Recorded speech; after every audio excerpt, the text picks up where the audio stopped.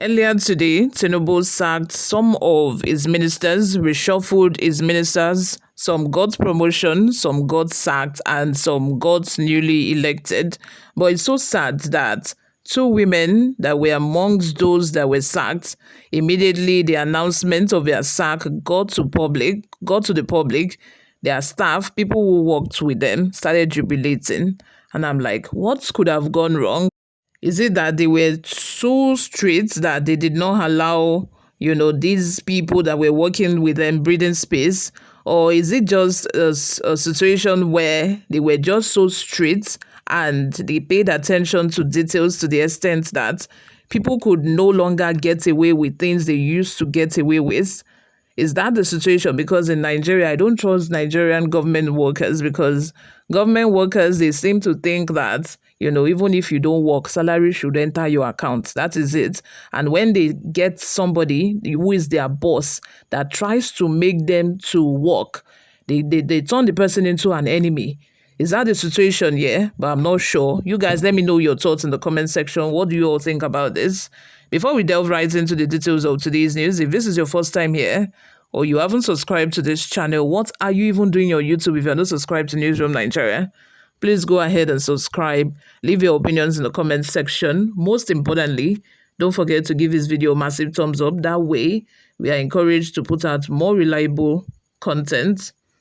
President Bola Tinubu on Wednesday, in his first cabinet reshuffle, removed Uju-Ken Ohanenye as the Minister of Women Affairs and Social Development. According to Daily Trust, Kennedy Ohanenye, a Nigerian lawyer, entrepreneur, politician, and film producer, had faced various controversies since her appointment on August 21, 2023, which made her position increasingly tenuous. Kennedy Ohanenye's tenure in the Federal Executive Council was marked by numerous challenges, making her perhaps the most controversial minister in the short time since the council's formation under President Tinubu.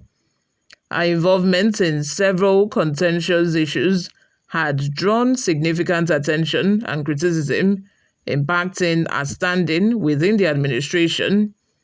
Previously, Kennedy Ohanenye made headlines as the first female presidential candidate under the All Progressive Congress (APC) during the 2023 general elections, where she later stepped down to support President Tinubu. Her subsequent appointment as minister was widely regarded as a compensatory gesture by Tinubu for her loyalty and support during the elections. Here are some of the major controversies of Uju-Ken Ohanenye during her 14-month stay in office. Threats to sue over donor funds. Barely 2 months after she assumed office, Kennedy Ohanenye, in October 2023, threatened to sue the United Nations (UN) for allegedly mismanaging funds meant for Nigeria. Addressing a press conference on October 16, 2023, Kennedy Ohanenye accused the UN of obtaining funds on behalf of a country without remitting them. She did not state the specific amount the UN allegedly assessed on Nigerians' behalf or what the funds were meant for, but threatened to take legal action if the organization failed to provide an account of the funds or issue a public apology to Nigerians. If you don't give us this amount, at least let Nigerians see what is going on, then you, UN, apologize to them. From 16th of October to November 15, if we don't get those reports for Nigerians to see, we are heading to court. They have from 16th October to November 8. They will get a pre-action letter. That is to prepare that by 15th, we are heading to court, and I am promising Nigerians that by 15th, you will hear the lawsuit number, she said. Commentators, however, knocked the former minister, saying the threats exposed a misunderstanding of international law as the UN enjoys immunity from lawsuits. This disrupted Abuja event. In August, she disrupted two separate events organized without her permission in Abuja. During the first event, tagged Unveiling the Power of Women and Food Security, held without the minister's approval, the former minister said the organizer had been taken into custody by the Department of State Services, DSS, for alleged impersonation of a ministry. There is an impersonating thing going on here. The Federal Ministry of Women Affairs did not plan this. The lady, I have arrested her. Right now, she is with the DSS. After we wrote that we were cancelling, the president approved that we should cancel until further notice. She still went ahead to print this thing, she said in a video posted on her X page. However, about 22 days after, another video went viral on social media where the former minister was heard expressing opposition to workshops and seminars. She said organizers of such programs must ensure they infuse empowerment of women in their activities. According to her, organizing workshops and seminars would not directly impact the people. Let this be the last time Women Affairs will organize anything that I am not aware of. You try next time, I will come here and get you people disgraced. I know what I am going through in this country. For a while, this is what we keep on organizing. Few weeks ago, there was a hunger protest and they talked about peace and security. Women are not empowered. Children are suffering. Nigerians are suffering. But we waste money all the time on frivolous things.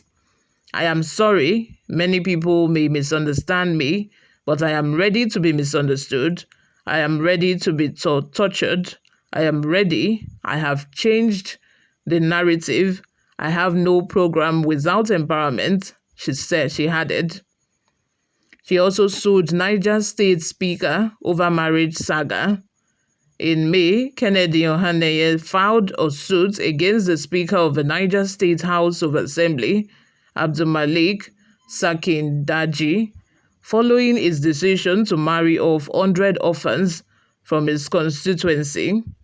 The Speaker had announced plans to marry off 100 orphans in his constituency as part of measures to alleviate their sufferings. While the development had sparked national outrage, the Muslim rights concern, Murik, urged the minister to withdraw the litigation and petition she wrote to the Inspector General of Police. The chairman, Kano State chapter of Murik, Malam Azan, in a statement, urged Nigerians to learn to respect other people's culture and traditions. We found the harsh and hasty decision taken by the Honorable Minister for Women Affairs over a matter that is entirely beyond the scope of our ministry. The minister's attempt at media demonization of marrying off of 100 poor and orphaned girls who were largely traumatized for losing both parents to brutal bloodly banditry and insurgency exposed our ignorance to the culture and tradition of Muslim North. This elaborate media blitz over the matter, Murik observed, was deliberately done to sway public opinion against the marriage institution and an attempt to vilify Sakin Daji after demonstrating his genuine concern for the needs of all members of his constituency. He later withdrew the suit, saying the ministry, in collaboration with the speaker and traditional rulers from the state, were already investigating the ages of the girls to ascertain if they are within the stipulated age for marriage. Unical's sexual harassment case. In September 2023, Kennedy Ohanenye, after a backlash, tendered an apology over comments credited to her in a viral video concerning the sexual harassment scandal at the University of Calabar, Unical. This was about 24 hours after a coalition of over 500 gender rights activists under the aegis of Womanifesto convened by the Executive Director of Women Advocate Research and Documentation Center, Dr. Abiodun Akiyode Afolabi, had demanded a retraction and public apology. The women activists had said they were gravely concerned about the minister's utterances on the Unical sexual harassment case and the implications for the interest and protection of vulnerable women and children in Nigeria.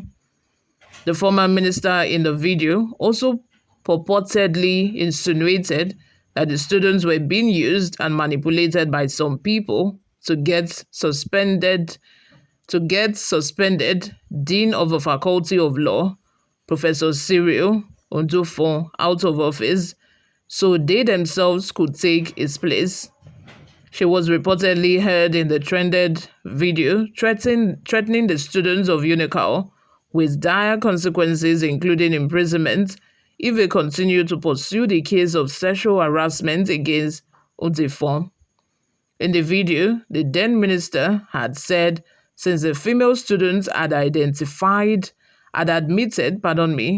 that they were not raped, it meant they were not sexually harassed. But the minister, in a statement personally signed by her in Abuja, emphasized her unwavering dedication to upholding due diligence and the rule of law, recognizing that justice and fairness are the fundamental principles upon which equitable societies are built. Advocating child labor.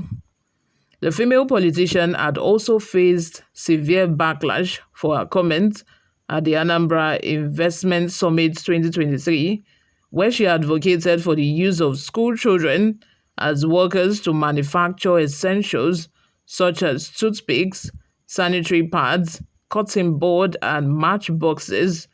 At the event, which took place on 7 September 2023, she had been accused of promoting child labor and violating the rights of children when she said, "I am pleading for us to look into more production of some of these things in our society, especially the necessities like the matchbox, the toothpick, the cotton buds, the sanitary pads, and stuff like that. Let us introduce urban development in the schools. If we can think about using Fridays as free for our children to start producing things like they do in China. In China, even young kids get involved in production." Women and child rights activist Betty Appiah condemned the statement by the minister, saying it implies less value on children or the various child rights law that Nigeria is signatory to. You all, what are your thoughts? Let's have them in the comment section. Thank you very much for always listening and watching. I will see you all in my next video. Bye for now.